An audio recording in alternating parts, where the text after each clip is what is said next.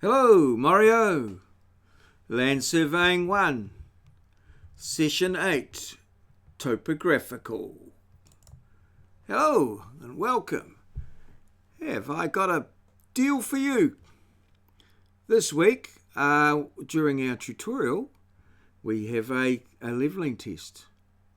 Something to look forward to. So what that means this week is that we will be having the levelling test during the tutorial, so I won't be able to bring this particular introduction to you live. It will be available online, and if you're watching this, here it is, available online. So let's get on with it and find out what things will be like. So let's go to the large screen and move ahead. So first up, the plan. So we're going to, as I said, have a levelling test during the tutorial. So I'll need to know who's there. I'll hand out the Session 8 documents, although most of you will have had them as the practical precedes the tutorial. The Session 8 intro PowerPoint, this PowerPoint that you're watching now, is available online. So you can watch it online. I won't be doing a live presentation this session. So after about half an hour of settling down and getting ready, we will be doing the exam, or the levelling test. The levelling test is an hour long with a 5-minute reading time. So it should take an hour and 5 minutes, which will take us into the session 1 hour and 35 minutes. And at which point the session will sort of come in for a soft landing. You can leave at any time. Once the test is finished, I will be available to ask questions, but prior to that, you need to respect and keep a fairly silent and quiet environment for those people that are still doing the test. The safety, the 4-hour practical will still follow pretty much the same format, where you'll come along, introduce yourself, health and safety, and then we will be working on the traversing assignment. And the session ends after the 4 hours. All right, so on the successful completion of this session, you should have, had a good look at the function of a total station. I've got a number of videos and things on that. Had a look at field notes, good field note practice and general rules. Heard a little bit about topographical surveys and what they include. Planned a traverse and positioned new marks, as I discussed in the traverse briefing, either online or this last week. Proved an origin. Maybe closed some traverse bearings if you get sufficient work done. And booked traverse data and drawn diagrams in a field note. And reduced the traverse data and recorded it in a field note. So quite a lot of learning to get through this week, but I have every confidence in you. All right, so is your diary up to date? I know this might be beginning to sound like a cracked record, but it is important. These are 4 or 5 marks that are available to you just for filling out your diary and keeping it up to date. So regular entries into your diary is recommended, and come to the end of the course, there's 4 or 5 of your marks just sitting there in front of you, all done. Just got to hand it in and, pick up the marks. If you do not pass go, you do not collect the marks. Simple as that. Now, your worksheets. So now, as you'll see, I've handed out something like, this is the 8th lot of worksheets, and I think we're up to like worksheet 56.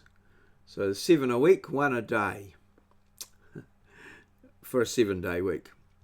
So keeping them up to date is quite important. Firstly, from your assessment point of view, but most importantly, is that I've designed these worksheets to run parallel to the theory and to the practical. So if you're not keeping up with them, if you're not doing them, you haven't got all the information to do your practical work. You haven't got all the information you need to do your traversing assignment. And this is quite evident to me when the questions that people ask, it's quite clear that they haven't watched the videos, or they haven't done some of the exercises, and they're just not familiar with the information that they need to go out there. They're expecting me to do it for them and to tell them, whereas I've provided all the information. I've provided and told you how to go about doing it, and you've decided not to accept my recommendations and advice on these matters. Go ahead on your own bat, and by doing that, you expose yourself to this situation where you're asking questions that make it clear and obvious that you haven't done the background work. So you need to be aware of that. Assessment comes in many forms, and sometimes you can be your own worst enemy by not doing the background work and then asking questions that essentially tell your assessor that you haven't done the background work. So, keep up to date and keep them done. As I said, it's only one a day, or maybe, if you only work Monday to Friday, one on Monday, 2 on Tuesdays, 1 on Wednesday, 2 on Thursdays, and 1 on Friday. That might add up to 7. All right, and I'm always available. If you need help, or make an appointment to see me, I'm always there to help with good questions. And particularly if people are asking questions about the work that they're doing, because they are, and they're good at good learning experiences, and that's what I want to see. That's what I want to encourage. Okay, moving on. The levelling test. I'm hoping you're all going to do very well in the levelling test, but it is this week. Some of you, if you're watching this after Wednesday, this slide might be a little bit irrelevant. But yes, the levelling test is this week.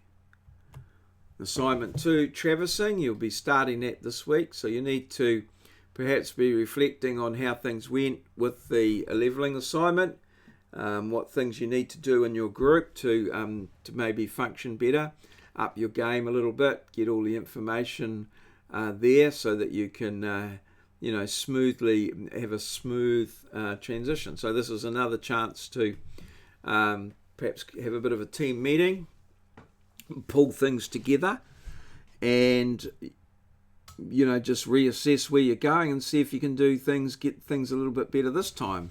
The traversing assignment will be worth at least the same amount of marks or more, and probably now that you have all this experience from the worksheets and things at a higher level of complexity. So the expectations are slightly raised beyond where you were with the levelling one. Hopefully you'll get some feedback from the levelling traverse. I'm possibly, definitely will be getting the marking done over the break.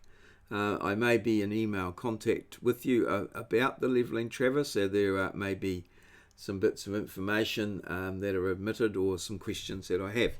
But that will be going on over the break, hopefully, more than likely. Simple survey concepts and the types of traverse. Fairly simple, but it pays to remember them as they quite often relate to the questions. So types of traverse, a loop or a closed traverse. So a traverse of a closed network that closes onto itself. It starts and finishes at the same point, or forms a closed loop. A closed link traverse joins two known points. So it goes from one point to another. That's called a closed link traverse. Okay, it's closed. You've close on one coordinate, start on one coordinate, finish on another, and then adjust between those two known coordinates. Typically, those known coordinates are control points, so they form part of the whole, and you're doing a little part between them. So you're going from the whole to the part. So they're considered to be quite accurate. You may need to prove them, so you can, to get a bearing closed at each end of a link traverse, you'll need 2 points at each end, obviously forming 2 lines, which you close your bearings onto. So it's sort of a 4-point origin in a sense, in that you probably need 4 known points. Okay, and then there's a hanging or open traverse. Now this is a traverse that starts with a set of data and is not closed. It doesn't end anywhere. So this is a hanging or link traverse. It's important, I guess, to note that there's also hanging lines, which is lines that just start at a known point and end with a end not closed. Now these are typically our pegging ties. So in the data that I've given you, you'll see that there's hanging lines from the pegs, say for instance peg NL to post 1. They're hanging lines. They're not closed off at their end. So they're at a lesser accuracy, and we have to be very careful about these lines. And this is one of the areas where we do independent checks. So we might measure the line with the total station and record all that down, and then we might get our 30-meter tape out and just have a quick check with that, or if it's closer, our 8-meter steel tape, and measure it, and that would be an independent check. We could, of course, measure the tape, measure the distance in feet and meters, and convert the one to the other to check again. So that'd be sort of 3 independent checks. All right, and that brings us to Moodle. Oh, what's new in Moodle? Well, let's go and before we do that, topographical. Before we do that, I didn't revisit my simple survey concept. I must have deleted it from early on in the piece. So just while I'm here, I'll just duplicate that slide and I'll drop it up into there after the learning outcomes there. So yeah, that should remind you the types of traverse: looped or closed traverse, closed or linked traverse, hanging or open traverse. So you need to know what those sorts of ones are. And now, once we've saved that, we'll go and have a look at Moodle. Okay, and here we are. Here is Moodle for the course. So let's go home to the home page. There's nothing new on the home page. It's all pretty much as it was. There on the assessment page last week, I added the information about the traversing there, and the test, the leveling test there, with the leveling test examples all there, and hopefully later on, possibly during the holiday break, we will have the preliminary test results there, and they will then be returned to you when you're back for after the midterm break, after Easter. So that's pretty much all there. The dates all there, and yeah, that's assessment. Don't forget your diary, and some worksheets and things need to be coming in. So now we're going to go up and have a look at session 8, topographical there, and I'm just keeping on the time, 15 minutes coming up topographical. So, activity pre-class, we've got some videos to watch. Now, these might have been perhaps helpful last week, but it's after you've done the practical. So you've got the introduction to the total station, a little explanation on prism constants, and you'll notice that each one has the notes from the video underneath them. So if you just click there, that'll give you the notes that I use in the videos. Introduction to the total station. I'll just do a Control-0. Does that? No, that doesn't seem to work. Why that? Try and make that smaller. Introduction to the total station is there, and so we're talking about left and right face and the orientation corrections and what have you, setting a back bearing, all of that thing, all important bits of information in here, and set out how to set out a peg at right angles, some things about topo shots, what you need to record, and a little bit about code, a little bit about things and what have you there. Topo shots, and they're only done on face and that. So some really good little just basic stuff there. Something about prism constants here, and measuring the instrument height and how and why and what have you. So what have we got about instrument height there?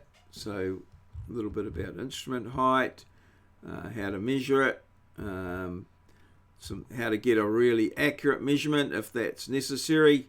The sort of work that we do, probably not too critical. And something about independent checks as well. So all just some little, just have to watch the videos just to sow a few seeds, get a few ideas, and think about that, and then apply that during your practical experiences. So then you've got an activity here, top 10 field note rules, which involves a video and some notes, and then a worksheet. So it's all good. I have put the checklist here. So we've got the checklist. Don't forget your checklist, which will be handed out in your parcel of documents. There, so the checklist 8 with a sort of running list of what to do. So that's all good. That's there if you need it. And this is the PowerPoint, and this is the session plan here, which we went through earlier in the PowerPoint. A little total station. So this is the field notes. There's a field note activity in there, top 10 field note rules, and there's a worksheet for that here, where you're required to note down your top 10 field note rules, or 10 of the field note rules that are there, the most important ones. And that's there to help you, remind you about field notes, and there's lots of notes and things on field notes there.